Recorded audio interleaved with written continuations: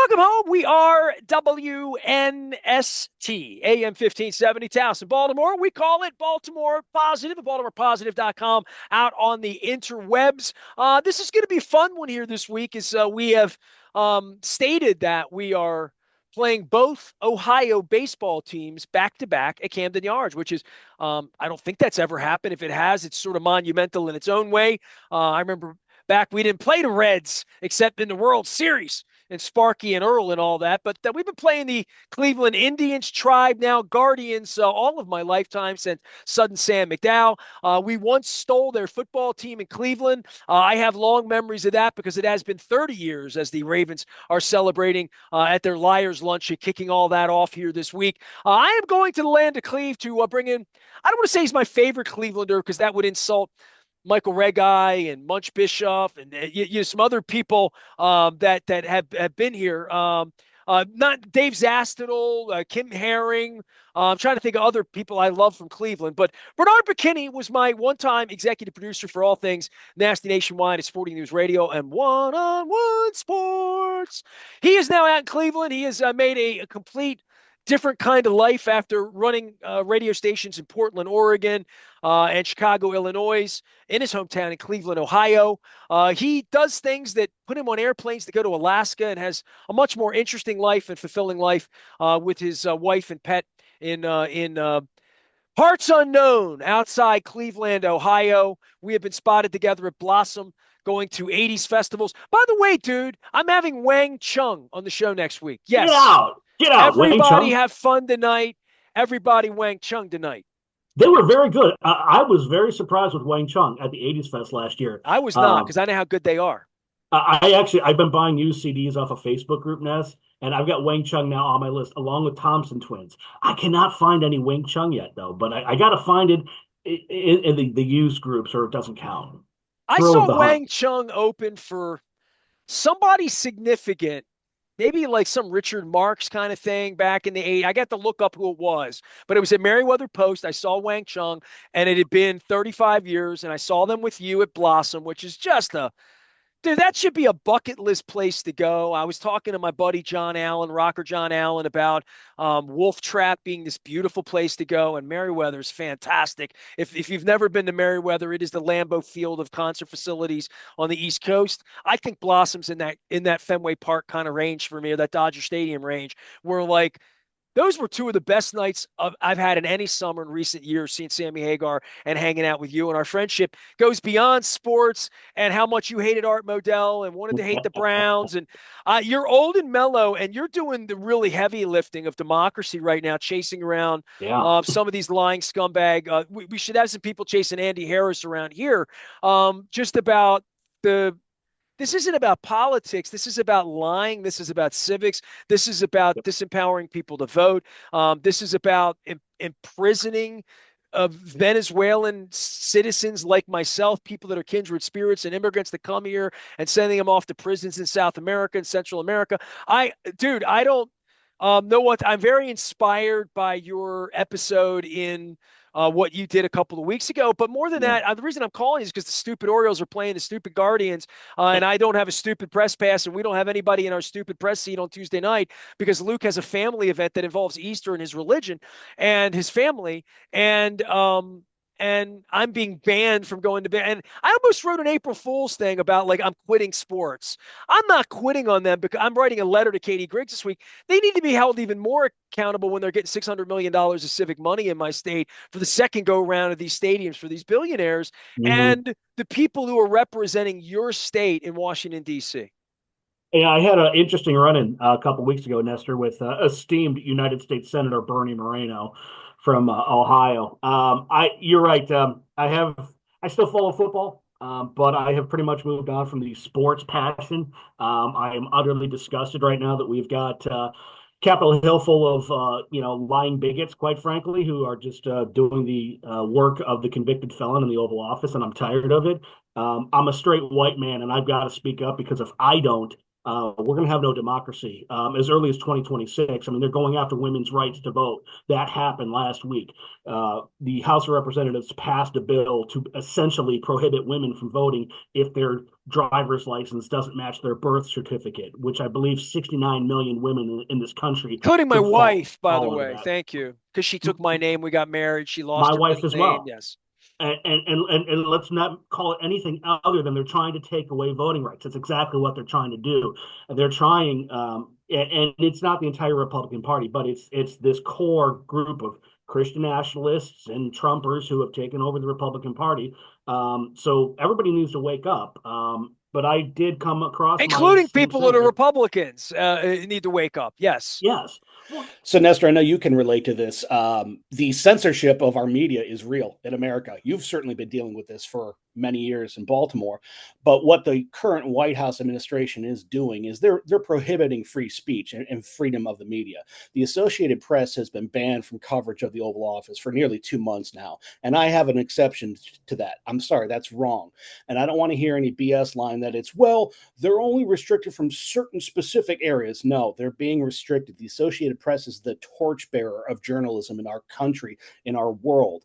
And I went and asked Mr. Moreno, who is a United States Senator, why he has not spoken out about the violation of the First Amendment to the United States Constitution, which he swore an oath to uphold. And he went on a just imbecilic rant to me about Nancy Pelosi somehow being blamed and that he talks to the media all the time.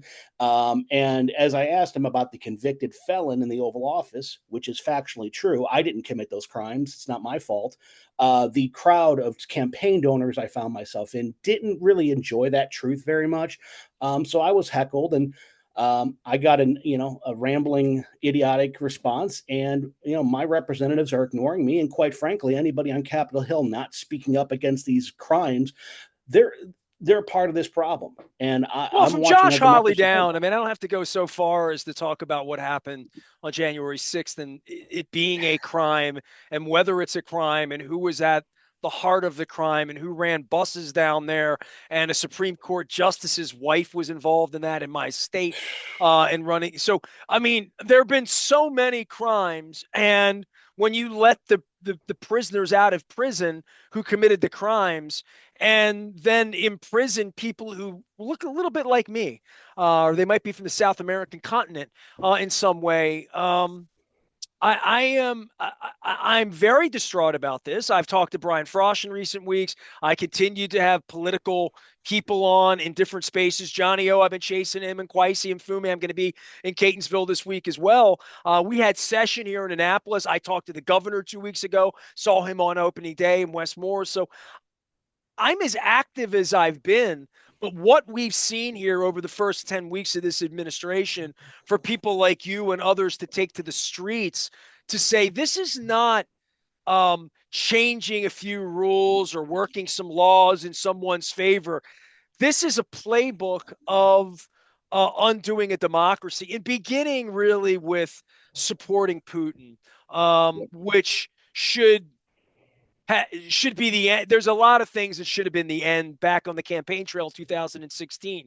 But Yeah. the fact that this man still has control of the nuclear codes is it's been an astonishing turn of events in my life to go to Canada and hear what Canadian people are saying. And I worry as Americans of our place in the world and more than that trust and I'm writing a letter to Katie Griggs with the Orioles. Once you start messing with trust, Yeah. that's when you have a different level of um you're banning my wife from voting. What are you doing? Well, What country are we in?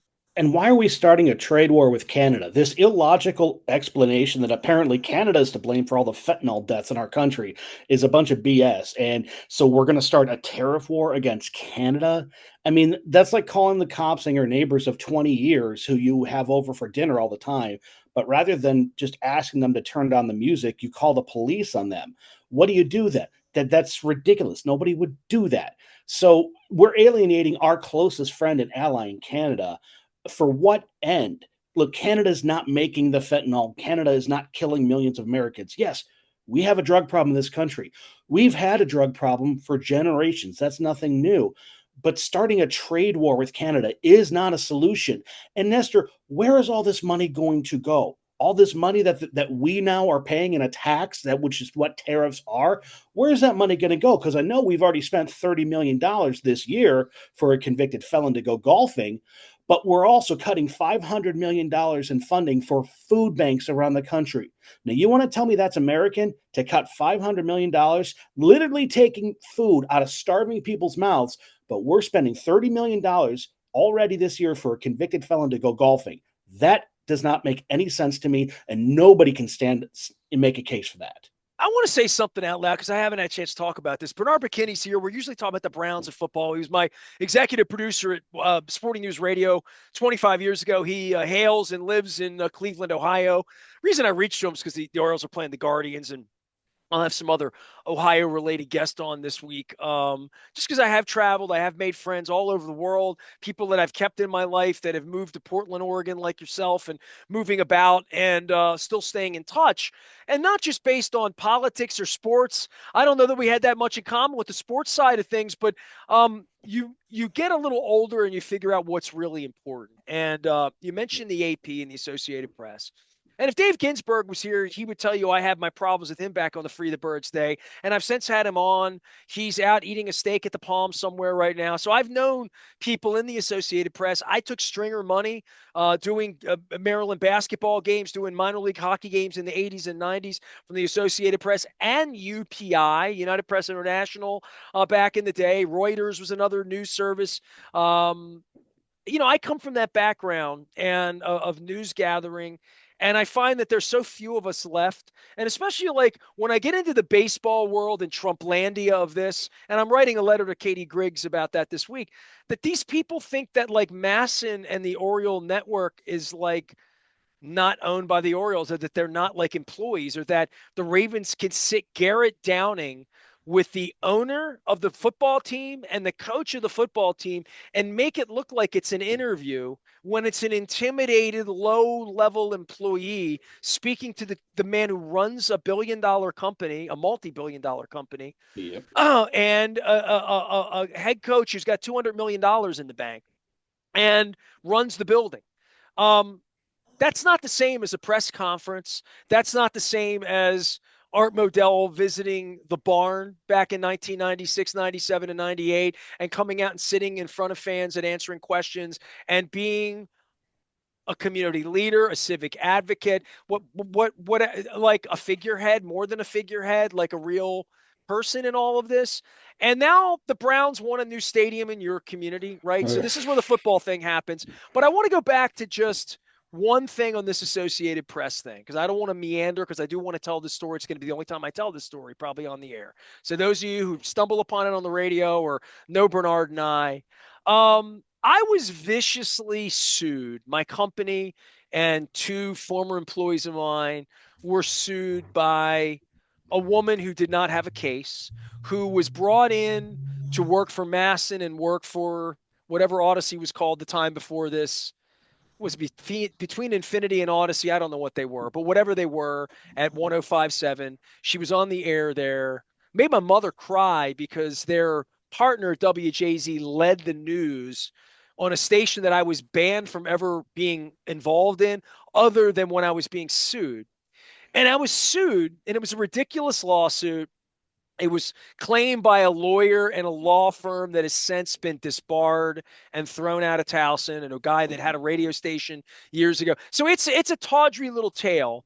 And this person who was a reporter for Sports Reporter from Boston came in, was very mouthy in lots and lots and lots of ways, said lots of things that weren't true, entangled a lawyer, entangled me. I had to go get a lawyer. I had insurance, broadcast insurance, that allowed me to get really good representation. Okay. So and Steve Miles, who everybody in Baltimore knows, Stephen L. Miles, let's talk about it.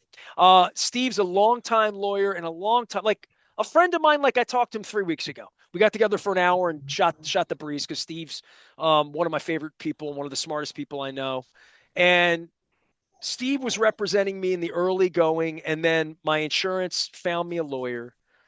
And the reason I tell you this story is because it all makes sense now for your AP thing. Mhm. Last week, the AP got a judgment with a lawyer to go back into the White House and ask questions. The lawyer who represented the Associated Press was a man named Charles Tobin, Tobin. You can Google him. Charles Tobin represented me. Wow. And Charles Tobin and I spent too many hours together representing me in a completely ridiculous suit. That young lady has now gone on to lead the worldwide news last year.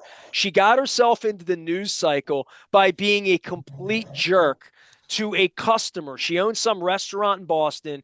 It led every news cycle in the world for a day and a half about what a terrible restaurateur she was and what a terrible person she was to this person out on social media who was coming to her restaurant. So her name came back to me last year, but then Chuck Tobin, who I've attended Springsteen concerts in Cleveland with and toured the Rock and Roll Hall of Fame because There you go. Chuck Tobin, I'm honored to call him my friend. Chuck Tobin's my friend. Chuck Tobin is the lead lawyer in the Associated Press case you talked about last week. Yep. So that's how the guy who's in fighting for free speech at the front of Donald Trump and the Associated Press is a man who represented me. And I'm glad you have good things to say about him, Nestor, because it is vital, the work that is being done right now to preserve the freedom of the media, because it's clear what this White House is trying to do. They're trying to have a state controlled media machine, just like Putin has. Because if they can knock out the Associated Press and if they can get at the Supreme Court to say that's okay, then bye bye every legitimate newspaper, bye bye NBC, CBS, ABC. And what do you have also? Then controlling social media. You've got that little nitwit who runs Twitter, and then you've got Zuckerberg apparently in line. You got to see what is really happening, people. This is crucial. The I Associated put a Press picture of has got to Adolf be in. Hitler in front of a Volkswagen that was a real picture from Mm-hmm. 1938 on at the same day that Nazi boy with his Teslas were down at the White House doing an infomercial in front of the White House for Yep. his literally Nazi salutes. And he's running Twitter. I was thrown off of Twitter the first week he bought it because the first word in my title was journalist. I was thrown off of Twitter the first week that Yep. Elon Musk bought Twitter. The I first canceled week. my Twitter the second he So, bought it. I like, logged off. Zuckerberg took down a picture of mine. All I did was share the picture. I literally didn't even have, like, it didn't have any mention of Donald Trump. It didn't have any mention of Elon Musk. It was taken down. Yeah, not surprised. They want state-run media. They want to be able to control They're everything taking coming out. Maya Angelou out of the Library of Congress. Like, Jackie Robinson. Did you see that? Now they how about Roberto reinstated. Clemente being I taken off mean, the wall? to sit there and try and take away accomplishments from all these people who are non-white men doing great things in the history of our country is disgusting. And that's why, Nestor, I feel so compelled that I am somebody who has to speak out because I'm the straight white man, middle class. It's ridiculous. When I saw them when the Department of Defense removed Jackie Robinson's accomplishments from their website for at least 24 hours, trying to forget the fact that he integrated Major League Baseball, served our country, was a tremendous athlete in multiple sports, and deserves recognition for some amazing accomplishments. Who are And these people that support this, and how can I run from them? And well, I have found them. how can anybody vote for this? I mean, People do. I am out loud on the air, off the air, on social media. If you run into me in Costas, if you run into me this week, wherever you are, these acts are indefensible, but everyone I know watches that television station that tells them all of this is like normal. And when there are people every day of my life on social media that I am the last vestige of anything that's going to speak truth to them. It's I scary. just can't get over how any of this could be acceptable to people that have witnessed the evolution of this country in the last 50 years as I have.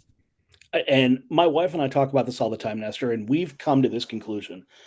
We can't change the minds of some of these people because look, everybody's got family and family and friends who are stuck under this umbrella, and we're not going to be able to change their mind. What I'm trying to do is speak out loud and have the courage to do things like, and get in the face of my U.S. senator and ask reasonable questions. I protested the other weekend as part of the resistance. I'm Andy trying to do Harris, things. that represents. I've never been in a room with him. He doesn't town hall. He doesn't show up. I'm at Mako every summer, the last 6 summers in Ocean City. His table's uninhabited. There's no one. There's a couple of business cards at his table. Everyone else is there and a part of it, and it's really it's a disturbing thing. And I mean, what got me into talking about these issues with my wife's illness, we're 10 years out this week on Freddie Gray in Baltimore, which changed everything about our city. We've had mayors, get elected and try to get elected again. I needed to be in on that conversation. But obviously, the first time around, the leadership of our country from 16 to 20 really inspired me to want to run for mayor, to want to do something different with my life and fight with Peter Angelos. And I'm not gonna fight with Katie Griggs. I'm not fighting with these people, but they are getting $1.2 billion from our state. $1.2 billion to become Yes. larger billionaires. And I saw Yep. what the Ravens did with their money. They gutted the press box. They moved it up in the corner. They named it after a guy from Cleveland. It's the Kevin Byrne press Kevin box. I Burke. call it the Little House, the Little House on the roof. And then they turned the 50-yard line into this suite that it's the Platinum Club where they welcomed Katie Griggs with some bonbons and crab cakes, of course, and put her name in lights and like all that. Like, they're not serving people, and everything that Art came to Baltimore and we stole your team and all that, that's now all coming back to Cleveland because 30 years later, like, there is a civic movement in your town about whether Yeah. what has sports been of value to Cleveland. It's to some degree the LeBron thing's nice and all that, but like, as I get older, I'm really questioning all this as I am locked out of the game Tuesday night in Baltimore with my company's name on a seat that I've worked my whole life to have a media company, to have the credibility, to have sponsors, to have an audience that's as vast as it is, to have my Caucasian employee have a seat. The Hispanic guy that runs the place that's been in business with the FCC for 30 years cannot have a seat because somebody's got their panties in a bunch about something that may or may not have been said about what was really done. And if they want to break out the real history of what happened, I'm happy to do any of that because I've documented it all. But like, this is how billionaires are behaving. And then I see what other billionaires can enact in media at Fox News. An Australian guy come over here 30 years ago, steal Mick Jagger's girlfriend, and pollute our society. I'm very confused, Bernardo. But I Am mean, I?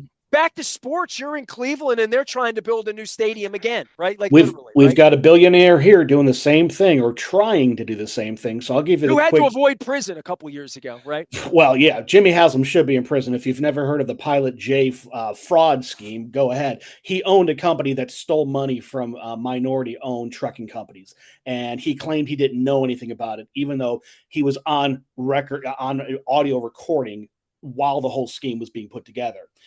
But that same Jimmy Haslam right now says that the 26-year-old stadium is no longer good enough for him. The one that we built, taxpayers, that I built, and everybody else in Cleveland and Ohio, we paid for. When, as you know, what happened, Nestor? A little, our team left.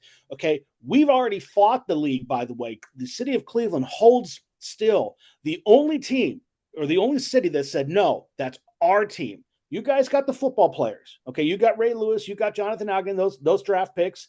We kept the team, and that matters to us in Cleveland.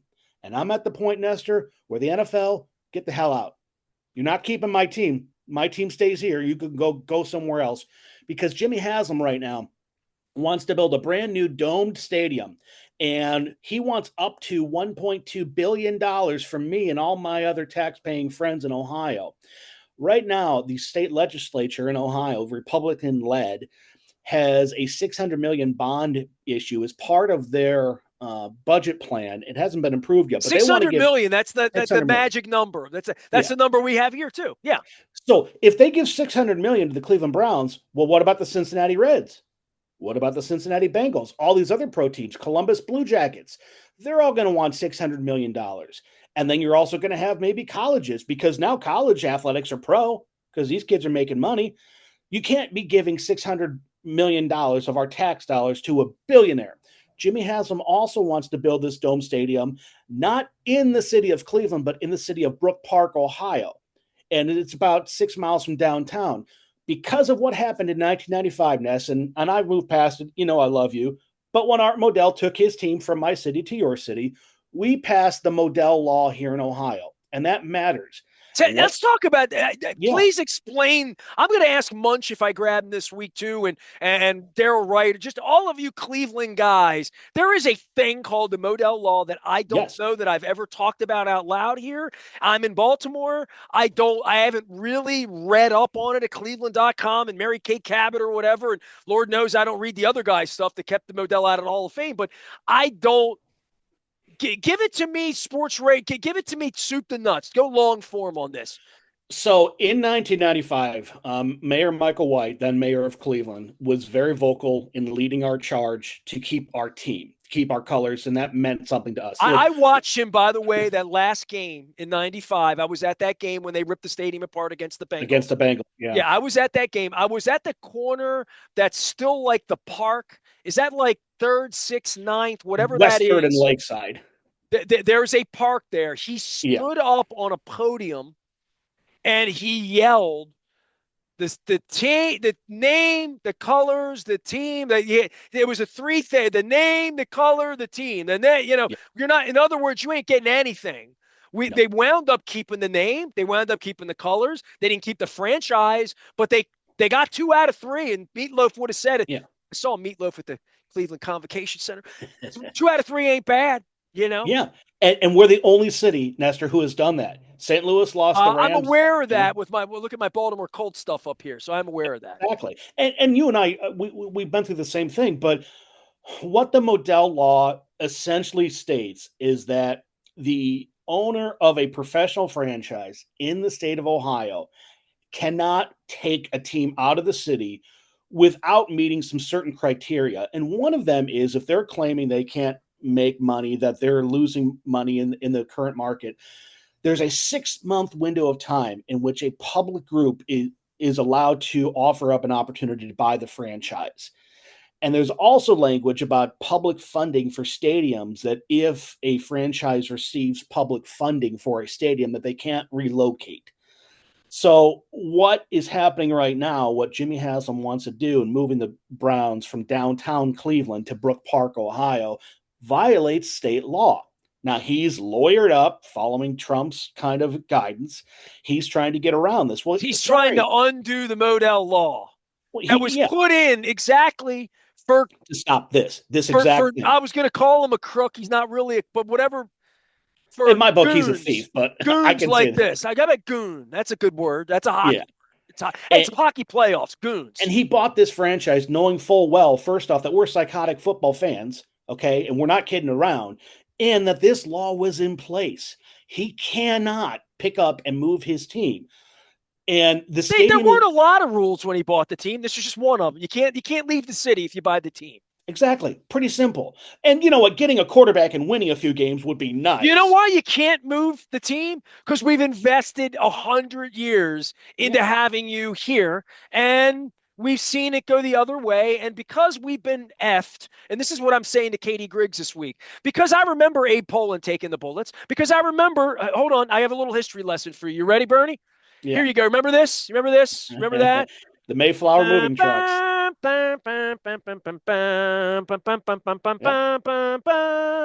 That song doesn't mean anything to you, but it means a lot to my heart. But I So, respect your memories. It's the same so memories I've got of the Ozzie Cleveland Newsome. Browns, my Cleveland Browns medallion is still in a bag because it's never been touched by human hands. Not even only Brian Sipe can touch this. That's the That's only about thing. all I got. Browns memorabilia paraphernalia right So, now you know, is but a it is pin. funny. Like when I hold this up, this is almost comical because it could have said L.A., Oakland, Las Vegas. These things are no longer civic entities. They're billion-dollar, multinational, Yep. international.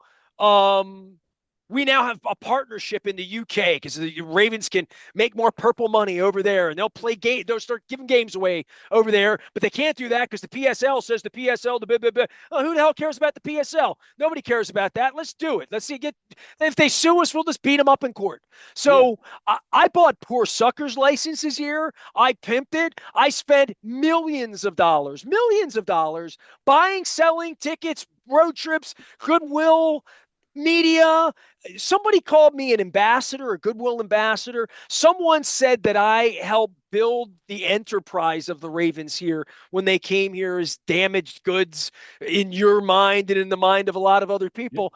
But man, 30 years later, our state rolls over and Yep. just gives whomever owns the Orioles, whether his name was Angelos, and Wes Moore doesn't even want to come on my show and talk about the Papa wave he did with John Angelos 2 years ago. And now it's Rubenstein. By the way, Bernard, by the way, Bernard Bokenyi's here, and we're fixing the world today. He's my longtime executive producer. We started with politics. You had something else you wanted to say because I'm letting you wind up because I'm going to take this into baseball in a minute. Go ahead. Well, stay on the football and the Modell rule thing. Here's the thing, Nestor. You and I have got a lot of passions, and I think most people who listen to your show are similar-minded people. And when we get older, our priorities definitely adjust. But the Cleveland Browns matter to this community. Jim Brown was the greatest football player ever, and he did it here in Cleveland. That park you were mentioning, Nestor, on West 3rd and Lakeside, has a statue of Jesse Owens, maybe the greatest American athlete we've ever seen. For those who maybe don't know who Jesse Owens is, find out. He went over to Hitler's backyard, and he dominated the world, and he stood up to Hitler. And that matters to the city of Cleveland. I'm a little passionate when it comes to the Cleveland Browns, but I'm at the point right now, I would tell Roger Goodell, go ahead, take your 53 players, your football pads, your goalposts, and get the hell out of my town. Well, we said that to Bob Irsay back in '83. We did that as a community. We just stopped going to the games. By the way, the last game was against the Houston Oilers. Houston Oilers. Now, did they steal the Dolphins fight song, or did the Dolphins steal the Oilers fight song? I can't remember who stole, but one of them, they're the same fight song. Miami Chip Namius knew the answer to that. I need to get Chip on soon because he was a long time PR I forget guy. Who stole who. But Bernard, I just taking this to the baseball side of things because the reason I reached you, the Guardians are playing. Bernard's out in Cleveland. We'll get back. We'll talk more politics. I mean, everybody knows where we stand on all these things. I've known Bernard for 30 years. I mean, Bernard did sports radio for a decade and a half and can come host this show and talk about the history of all the quarterbacks and all the crap with Deshaun Watson and like all of that, the draft next week and who's running the. By the way, Joe Flacco's back. I wore orange for Joe Flacco for you. And Cleveland's excited. Seriously, I'll tell you, I feel good enough about Joe Flacco. I mean, he's a little older. I love Joe. Actually, gosh, he's younger than me. It's scary. But Cleveland's actually very excited about Joe Flacco because compared to that, hunk of trash, Deshaun Watson, look, you give Joe Flacco a decent offensive line and a couple of receivers, he can win you 7-8 games, no problem, maybe even better. So we're good with Joe Flacco for this year, and fingers crossed, Travis Hunter. That's what I want, but I'm sure the Browns will blow it. And they'll probably trade out of number 2 because that's what they do. So okay, so I want to go through the history of Cleveland sports real quick because you're a Cleveland sports aficionado and really an encyclopedia. If I can't get Drew Carey on, I get you. Cleveland, Indians, now Guardians owners. Let's start in the 70s with the crazy guy from Las Vegas and go through Jacobs was one of the owners because Jacobs Field, the Jake. He wanted his name on the stadium, obviously. So I just want to go through some names. Go ahead. Who are the owners? Well, Bill Veeck was a one-time Okay. Cleveland Indians owner. So in the 70s, Ted Bonda, who ended up being a local attorney, owned the franchise for many years, and it was floundering in the 60s and 70s. After they traded Rocky Colavito to Detroit, they couldn't draw fans. They were playing in Cleveland Stadium, which was not a good baseball park. I mean, even when the stadium opened, they still played at League Park for It a was just so decade. cavernous for the kids. It was a It huge was. place. Yeah. It was not a good place for baseball at all. And it wasn't until Dick Jacobs bought the team and towards the late 80s that they finally started acquiring some decent players. Joe Carter, Corey Snyder, Tom Candiotti, Greg Swindell, Rich. Yet they finally at least started being representative of a decent team. And if you recall, the Sports Illustrated jinx, one of the famous jinx was I believe, 1989 season when the then Cleveland Indians and Corey Snyder and Joe Carter were on the cover saying this is Cleveland's year. And, a little movie called Major League was made about how terrible the Cleveland Indians were for generations. They haven't won a World Series since 1948. They got swept 4-0 in the 54 series. The famous Willie Mays catch behind the back, that was against the Indians, So there's been plenty of bad things there. But the obviously, name I was looking for was Nick Maletti. I had to look him up. Nick Nick Maletti Maletti died last year. He was the guy that I was remembering as being a real sort of mover and shaker with the Cavaliers. He brought the And Cavs downtown to the where the Hall of Fame induction ceremonies are sometimes held now, the Cleveland Auditorium downtown, where the first ever rock concert was held. That was the original home of the Cavaliers. Yeah, Maletti was the owner of the Cavs before Gordon Gunn. he had the CFL team in Las Vegas back when I first went on the radio. I think I may have had Nick Maletti on the air with me. It's because they were always trying to sell the CFL here before we got the NFL team for that, before we went and stole your team. So the reason I even ask about this, and look, we can go through the Browns ownership as well. We're aware Ted or Lerner, Mr. Lerner, Al Lerner, and the plane, and all that stuff. And if someone bought the Indians tomorrow, and let's say they bought the Browns because the Browns have been the ownership isn't beloved with the Browns. If somebody bought the Browns and you're like, great, new owner, and let's say the first month of the next year, they had their own bobblehead that they were giving away at a game. Would you think you're laughing out loud? Mr. Rubenstein has his own bobblehead this Saturday night. Wow. He's owned the team for a year and a week. He did all the commercials last year with Cal Ripken. He has sat behind home plate at visiting it when they play the Mets on the road. He's behind home plate with this lovely lady next to him watching baseball. He admitted over at Beth DeFillo, where I saw him speak last November, the day before this country elected the felon, re-elected the felon. He said that he watched more baseball games last summer than he had in 40 years. So he's not really a baseball fan at all. Like he bought a toy. Yep. He is throwing hats out, and they're image making with him as a billionaire who's come back to save Baltimore using this $600 million that we're talking about, that everybody's fighting about in your state, that we've just given him based on, doesn't matter who you are. You own the Orioles. You get the money. Let's go make the city better. Let's do an empowerment zone. Let's build a casino. We already built one. Let's build a hotel. We already built a hotel. Let's build a sports museum. Last guy put that one out of business. Well, we have the warehouse, and let's build up. Well, we can't do that because there's a tunnel underneath the Camden Yards that's been there for 200 years that moves trains that once caught on fire, and the governor didn't even know it existed. So you can't build a skyscraper here, which is conveniently in my picture here as I do my thing. It's baffling to me that it's not bizarre that he has a bobblehead this Saturday night, and I don't have a press credential, Bernard. Those are new levels of ego. I mean, that's something that the convicted felon in the Oval Office would do. I'm surprised he's not giving out bobbleheads to MAGA The donors. convicted felon in the Oval Office, one of the first things he did was throw this guy out of the Kennedy Center. Rubenstein was running the Kennedy Center. One of the first things Trump did, and I think the reason for this, and if I ever knew Rubenstein, I'd ask him, or he'd ever sit with me legitimately, The way he hosts his own show legitimately. He could sit on mine for an hour and talk about this stuff, including the Magna Carta and democracy and why he doesn't stand up to Trump, why he doesn't speak out loud as a billionaire the way you and I are doing today about democracy and what's going on in his oust at the Kennedy Center. But Biden knighted him like last year at the end. But Biden did a thing, made him an honorary, some great citizen thing.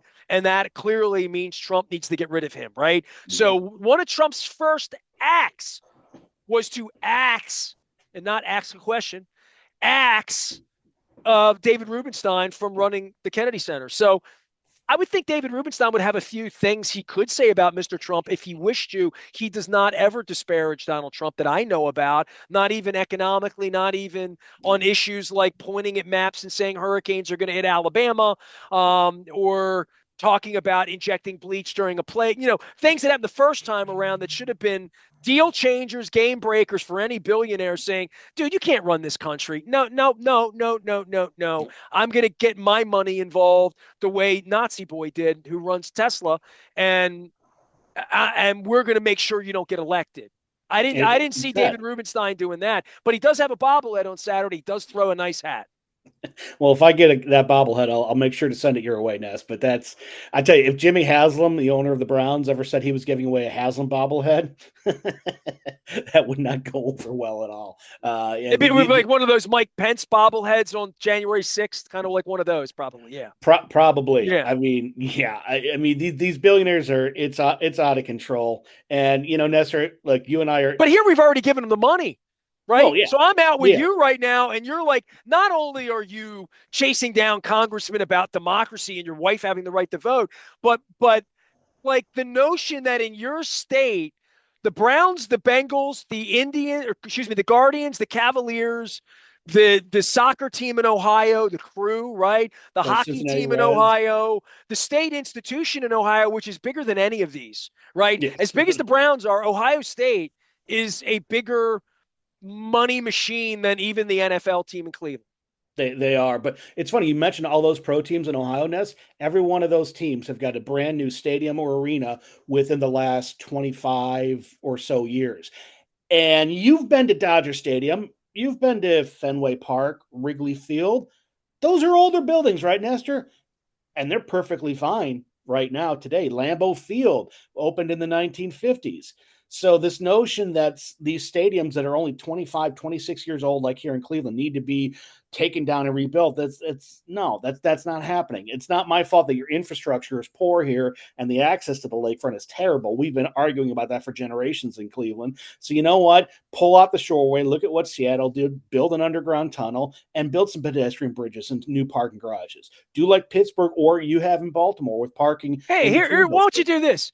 Make our city better, more than 8 times a year. And when Billy Joel comes and plays, right? Exactly. Like, make our city better, Orioles. This was the challenge I gave to Angelos that he couldn't handle because he wasn't a civic leader. He wasn't a good man. He wasn't a community man. He didn't care about the city. He cared only about himself. Ask anyone. And that's the way it went for 30 years. And that's why the place is empty. That's why there were 10,000 empty seats during the playoff games. That's the reason someone like Katie Griggs and David Rubenstein should be treating someone like me like I'm a human being who is a stakeholder in the community, because I am. Our football I'll be here when you're gone, Katie. I'll be here when all of you are gone. We have an empty football stadium for over 300 days of the year here, and that's ridiculous. Plus, like here in the city of Cleveland, look, we're not Chicago, we're not Minneapolis. If you build a dome stadium here, we're not getting Taylor Swift concerts every year. It's not happening. Our airport is terrible. You've flown to Hopkins. It's an awful, awful airport, antiquated and terrible in every sense of the word. This is not a world-class city. I love my home of Cleveland, but I know who we are. So keep the stadium where it is so we can have our couple of snow games a year, which we like here, as you saw against Pittsburgh last year. We actually like being outside. We're psychotic. I admit, Cleveland, we're lunatics for football, but we don't want a dome. And we're not going to get world-class events. We're not going to get WrestleMania in the Final Four. How about you just get a quarterback? You know what I mean? Like, what I mean? Like, the team's been so bad. That's the thing about the Orioles. They've been so bad for so long, and now their pitching stinks, and we're playing the Guardians this week, and I could sit here, I did 3 hours this morning with Luke about pitching and bullpen, like all of that. At the end of the day, these things are supposed to mean something and stand for something. In Cincinnati, they built a little city down by the baseball stadium. It fills up and it's corporate. It's like a courtish thing, but it's like it is a thing that brings people down. The Orioles have Pickles Pub here, the harbor.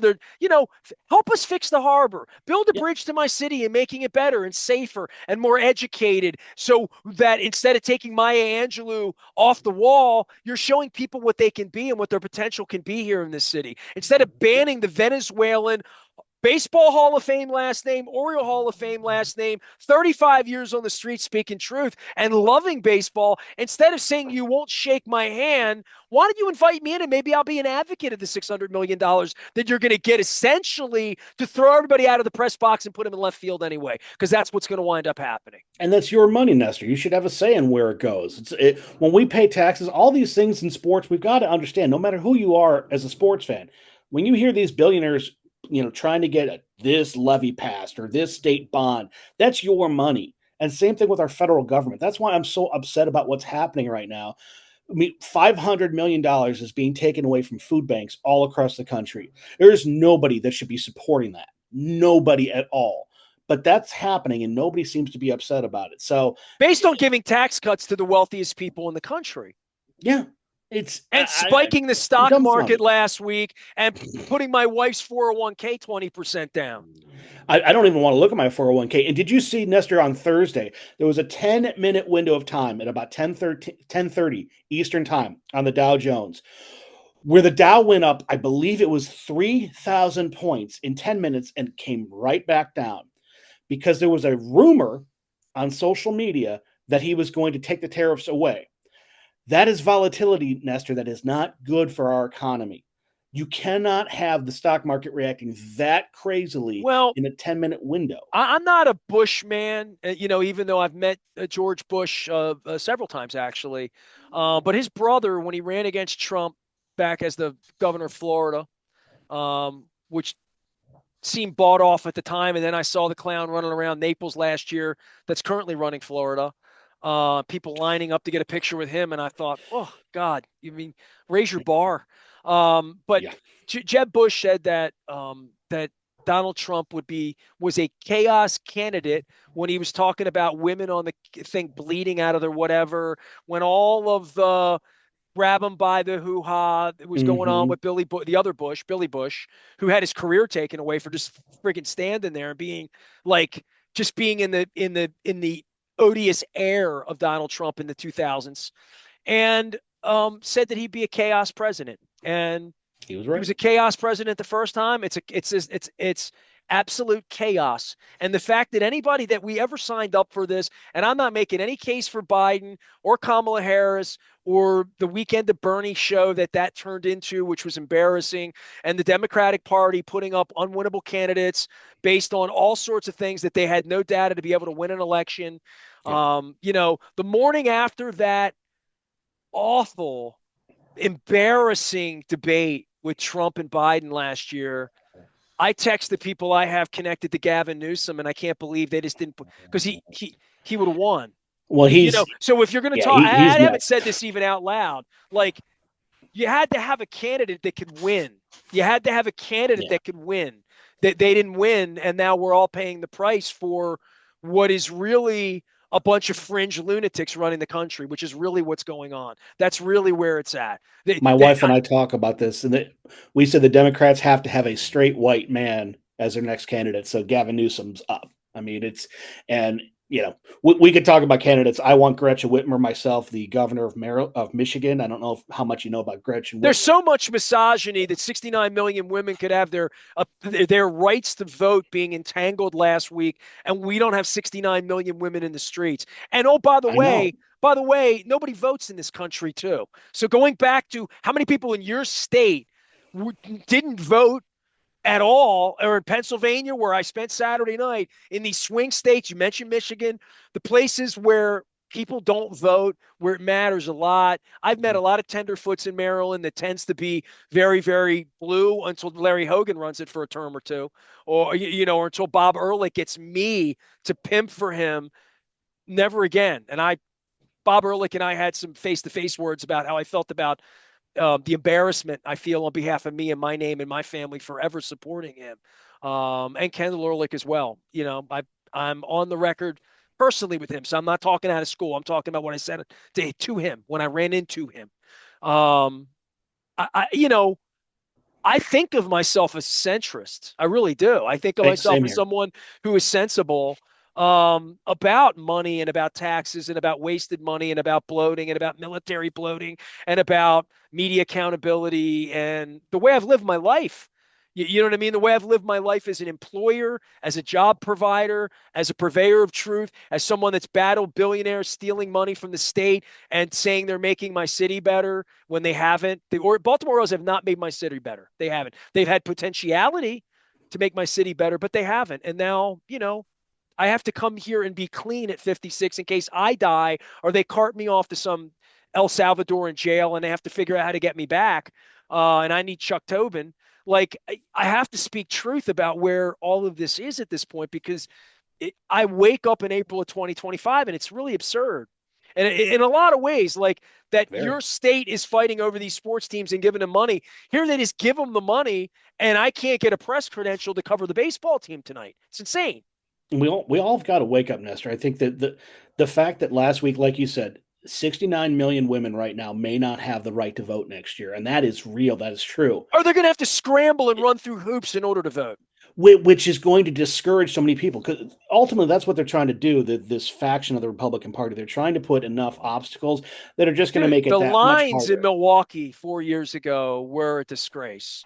What And happened in and Wisconsin? here And in you lived in Cleveland, Wisconsin for a little while, right? Or worked in Wisconsin? Right? I've worked Okay. extensively, and that's the thing too. Like last year, Nestor, I found a nonprofit group. I volunteered to drive people to the polling place last year, so that they couldn't be restricted. And in less affluent communities, this happens all around the country. It's real. They are putting so many measures in place to restrict people This from person voting. gets in your car and says, "This is the only way I was going to vote was for you to drive me." There are a lot of people like that. And there are communities, and Cleveland's got some rough areas that people are really hurting. And so instead of having the needed, let's say, 15 volunteers to run that polling location, the state will publish, provide 2 or 4 or whatever, or they'll only have one door open in the building because there's a fire code that says that door can't be open. They'll do the most ridiculously inane things to make it impossible for people to get into the polling location. I live in a pretty affluent area, actually, Dave Zastudale's hometown, and we never have that issue because, quite frankly, we're all a bunch of upper middle class white people. Let's call it what it is. I live in the most uncultured part of the world, and I'm fortunate. But I know what's happening in this country. And what happened last week for the House of Representatives to say, we're protecting integrity of voting by telling women they can't vote. I'm not buying it. And I'm not going to be quiet about it. And women should be furious. If you're a female right now in this country and you're not furious, even if you voted for Republicans last year, you need to understand they're trying to stop you from voting. This is real. Don't play ignorance because there's a chance next year you're going to show up to your polling location. Well, trying to lock and you won't lawyers vote. out of federal buildings that could stand in front of this speaks to the mendacity. Mendacity. I don't know what else to say. Bernardo, I wish we could talk some more football and baseball. I mean, anything on the Guardians? I mean, they kind of had an awakening last year. I mean, it is bad here with the baseball thing because they don't have pitching, right? Like, and it could be all the DL and the IL and the unavailable, the UL unavailable list, right, of pitchers has really affected the prosperity of the franchise here in the early going to feel like this isn't going to get better pitching wise. And look, dude, you and I got 100 years of watching baseball together. If you can't pitch, you can't win. I mean, the Guardians overachieved last year. Shocking. They lost to the Yankees. They've broken my hearts plenty of times. It's weirdness as I've gotten older. It's so much harder for me to follow baseball and not being in the thick of things anymore. I mean, I'll never forget the 95 Cleveland Indians roster from top to bottom. We'll never forget that, but it is a lot harder for me. I can't watch 162 ball games. I can't. But I follow some of the box scores here and there. But I like seeing Jose Ramirez. Steven Kwan's a great left fielder. He's a throwback. He's not a guy who's going to hit 40 home runs. He's an exciting throwback style of player. But even the Guardians, they traded away Jimenez, their second baseman, Naylor, their first baseman in the offseason, guys that you get 4 years with and you just get to know. And it's hard as a fan to keep having that happen. It's not like growing up where Cal Ripken, as you well know, was a Baltimore Oriole for 2 generations, or Brooks Robinson before him. You don't have that anymore. I mean, thankfully Jose Ramirez did sign a contract extension here, so he didn't leave. But You're Jim speaking like an Thome old left man town. to me, because I had Bina Ranson on last week talking about the NIL and all you Oh, Ohio Staters out there that oh live and die gosh, with that. Like, yeah, you talk about getting to know guys for 4 years, and I got 4 years into Josh Naylor, and he's going to the Blue Jays or whatever. yeah. Uh, Dude, I don't know, man. Like, we had that with Santander here this week, right? And getting to know players and whatever. Gunnar Henderson, Mr. Rubenstein's got to sign him. They got to sign. And then Boris is like, dude, kid, you ain't signing nowhere. Go hit the ball. I'll get you to LA. I'll get you more money. I'll get you more money. And that's the whole NIL will be that. The state of college sports is also, it's just unappealing. You know what I mean? And it's less appealing than it used to be in so many ways, and that's disappointing to me because I do want to love it. I Draft week, love the opening day, all game. of that, you know? The history is there for me, Nestor, but they're not college athletes anymore. They're pro athletes. They're getting paid now. So you saw it at the University of Tennessee. Nico, their starting quarterback, who's a really fun freshman to watch, has already left the team because they weren't paying him enough. He wanted upwards, I believe, $10 million in NIL money, and he's done nothing. He got to one college playoff game, got crushed by the Ohio State University. Thank you very much. But the NIL is just look, it's good that these kids are now finally able to at least get money on their likeness, which is reasonable. But it's gone to a level now where you're having in college football, especially kids transferring every single year. They're basically free agents. It's not good for the game. We're in this state of purgatory. Changes need to happen, but it is hard because in college football, you were used to having to learn new freshmen every year, but you're going to have to learn a new quarterback and a new player. I mean, a completely new offense every single year now. I mean, even Alabama is losing quality star players to the portal. It's hard. I still love the game.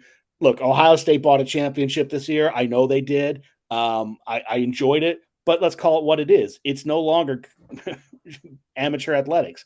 This is professional sports. Well, I'll College leave it football at is this pro here sport. as I show off all of my little belt buckles of teams that are gone. Um, Steve Bisciotti once said, and this is in Purple Rain 1 and 2, I think, that he couldn't buy the University of Maryland. He loved Maryland, right? Like, he was on the floor, Gary Williams, Maryland, Maryland, Maryland, Maryland, Maryland, Maryland, all of that. Even though he went to Salisbury State, strange. I don't, he loved Maryland though. He loved college sports and the environment. And that's what made him want to own the football team, right? What made him want to own a sports franchise once he had that kind of money to go play and, turn 450 million into 8 billion over the last 25 years and get to be, like what did Lock and Four call him? An oligarch. That really pissed him off, by the way. Apparently, so called him an oligarch.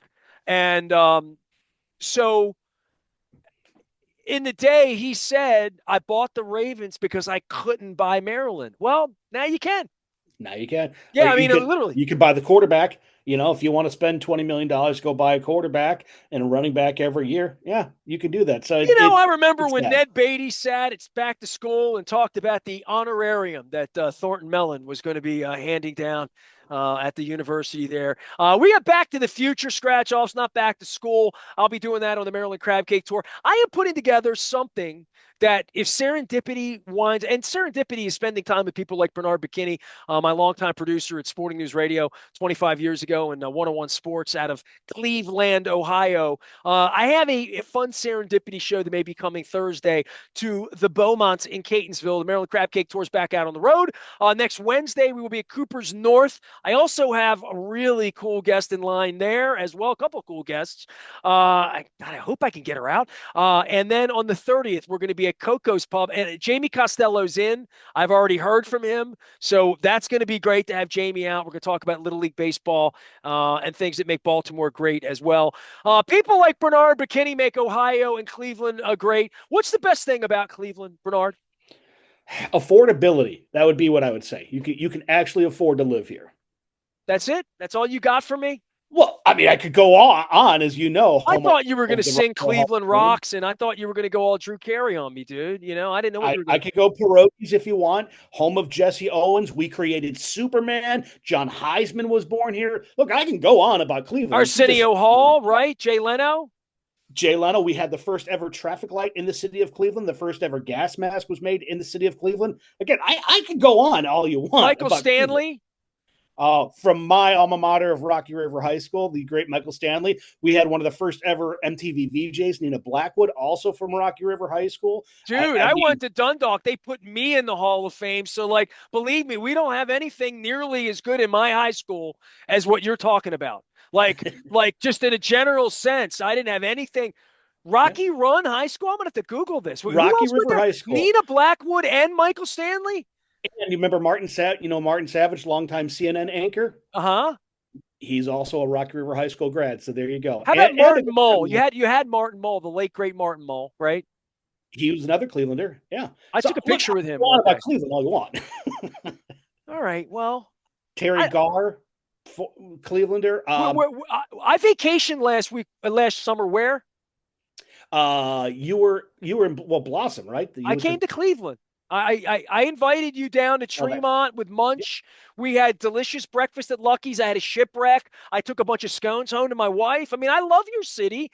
One of the issues with Chad Steele and the Orioles and Mark Fine now, I'll bring him into it because he's the one denying me press credential, is that I don't get to do fun things like come to your city. But I did do opening day in Toronto because I did think Mark Shapiro, who ran your team, would actually include me in the media call. I wouldn't think he would be a part of it, but he was, wittingly or unwittingly, and denying me a press credential in Toronto. But Luke and I went all international, dude. We had Japanese breakfast. We had Canadian dinner. We had buffalo wings. We had beef on weck up in Buffalo. I mean, I love baseball trips. I love football trips. I miss coming to Cleveland, dude. Find me a reason to come in, and I'm there. Is the Fix playing this week? I'm coming. Actually, they are playing at Kent Stage next week, and I've got to get my ticket. I am going to see the Fix in Kent, Ohio next week. I'm very excited about They wrote that. a song about me and my press career in Baltimore, Driven Out. That's one of the, yep. Because one thing leads to another. You know that, right? Watch out for those red skies at night. They're coming to take us all. Maybe David Rubenstein will be the person that saves me by zero. Bernard Bokenyi is far from a zero. He's a hero. He is out in Cleveland, Ohio, doing things off the grid, going to Alaska. Next time you come back in, we need to talk about Alaska. And now that I'm an old fart, dude, you're the only one I'm going to tell this to. All right, just between you and me. Sunday's 420. Okay, and I am wearing a Curio shirt. Okay. Yep. On Sunday, my wife and I are very, very seriously considering seeing the Cheech and Chong last movie at 420 on 420 this week. So when I went onto the website, it asked me how old I was, and there's a senior citizen break now at 60. I'm really? 56. Dude. You're getting there. I can almost get like the $18 ticket for like $12. That's how close I'm. That's how long you and I have been at this together. Is that I almost realized I was a senior citizen by trying to buy a Cheech and Chong 420 movie ticket because I had to say senior citizen. I might be one. It might be 55. I just thought maybe they would. Now, can't you? I think isn't that 55? I don't want to know about this, man. Is this why I'm collecting old, Oakland Raider and Baltimore Colts belts and thinking about Christmas Eve 1977 and Ghost to the Post? Oh, you want to feel worse? I was with my little niece and nephews this weekend, and I was talking about a couple of things. My nephew has never seen Tommy Boy, doesn't know who Chris Farley is. They didn't know who David Letterman was. So you want to feel old? That I've got a niece and two nephews who don't know who David Letterman is. So I'm with you. I'm really feeling old. A friend of mine was dating a girl and walking through the mall in the 90s. He did not marry this girl, and I love this girl, so I'm not looking to disparage her because she's a nice girl. Nice lady, nice person. I love her. But they were dating, and they were walking through the mall, and my friend said there was a bookstore. He's like, I want the new Larry King book. And this is like Larry King's on television every night. This is after Ross Perot ran for president and all that. She said, "Who's Larry King?" And at that moment, he decided like it probably wasn't a good idea to go forth with that relationship. Yeah. I had a relationship with a girl. It was about Hugh Hefner, but it's a long story. Bernard Bokenyi's here. I bring comedy. You know, Louis Anderson told me I could get into comedy. I know at one point you wrote some comedy. Mickey Cachella's out doing comedy. I got to get into comedy because that would be my out. I can say it's all just comedy, right? I'm actually going to see a great comedian this weekend. My wife and I, Fortune Feimster. She's coming to Cleveland. I don't know if you're familiar. No. Check out Fortune Feimster. I think you would really like her. She All is right. a tremendous comedian. Here's She's the about thing my about age. my comedians. I like them to be funny. And my wife's always like, so and so's got a Netflix, and the Matt Fife and the like, and I put it on, and I'm like, it's hard to make me laugh. Like maybe I'm a make me laugh guy or whatever. I love to laugh, Yeah. but the issue's got to be funny for me to laugh. Give Fortune a chance because I'm similar. Like I watched Chris Rock's stand up special he did after the slap. I didn't laugh one bit, and I was quite honestly pretty offended that Chris Rock was just going blue when I know he's a lot more talented than that. That's the one he did in Baltimore. Yeah, and it's not funny to me. Like I need funny. Anybody got anything really funny that's Fortune going to make Feimster. me laugh? Send it over to me. Try Fortune Feimster. I'll send you some links today. I All think right. you and Jen would love seeing some of her work. All right. She's fun. I like to laugh. I don't like to cry, which is why I don't root for the Cleveland Browns, even though we're in Cleveland Browns colors. Orioles, fix yourselves. Ravens, draft yourselves and do something with Justin Tucker. Dude, I did an hour with you, and I didn't even bring up our kicker and sexual assault. I am a saint. I am Nestor. We are WNST. Give me back my press pass, Chad. I've been nice to you this hour. We are WNST, AM 1570. We are Baltimore Positive.